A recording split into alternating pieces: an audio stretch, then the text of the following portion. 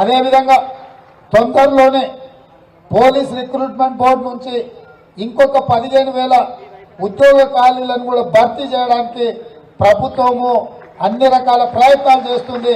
రాబోయే 15 రోజుల్లో ఎంత తొందరగా వీలైతే అంత తొందరగా 15,000 పోలీసు ఉద్యోగ నియామకాలు కూడా ఈ ప్రభుత్వం చేపట్టబోతుంది. గతంలో ప్రశ్నాపత్రాలు జిరాక్స్ సెంటర్లలో పల్లి బఠానీల దాకా అమ్ముకున్న విధానాన్ని రద్దు చేసి తెలంగాణ పబ్లిక్ సర్వీస్ కమిషన్ని ఈరోజు తిరిగి కొత్తగా నియమించి గ్రూప్ 1 పరీక్షలకు కూడా గతంలో ఇచ్చిన ఖాళీలు ఆనాటి ప్రభుత్వం నిర్వహించిన పరీక్షలు లోపభూయిష్టంగా ఉండి హైకోర్టులో 2 సార్లు రద్దయినాయి. ఈరోజు కోర్టే ఆదేశించింది గ్రూప్ 1 పరీక్షల్ని రద్దు చేయమని. ఇంకా కొన్ని దాదాపుగా 60 ఖాళీలు అదనంగా అంతే కదా శేష్ గారు 64 అదనంగా ఏర్పడ్డ ఖాళీలను కూడా కలిపి ఈరోజు కొత్త నోటిఫికేషన్ ఇచ్చి గ్రూప్ 1 పరీక్షల్ని మళ్ళీ నిర్వహించాలని నిర్ణయం తీసుకున్నాం.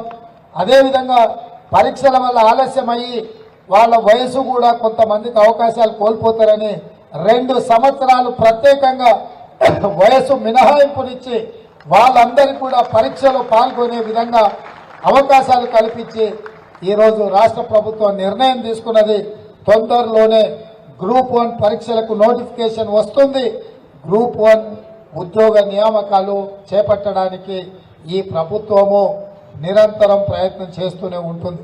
అందుకే మిత్రులారా, ఈ వేదిక మీద నుంచి తెలంగాణ రాష్ట్రంలో ఉన్న నిరుద్యోగ యువకులకు నేను నమ్మకం విశ్వాసం కల్పిస్తున్న తక్షణమే పబ్లిక్ సర్వీస్ కమిషన్ ద్వారా, సింగరేణి బోర్డు ద్వారా, విద్యుత్ బోర్డు ద్వారా, పోలీస్ రిక్రూట్మెంట్ బోర్డు ద్వారా, వైద్య విధాన పరిషత్ బోర్డు ద్వారా ఎన్ని ఖాళీలు ఉన్నాయో అన్ని ఖాళీల నియామకాలు చేపట్టడానికి యుద్ధ ప్రాతిపదికన ఈ ప్రభుత్వం చర్యలు చేపడుతుంది.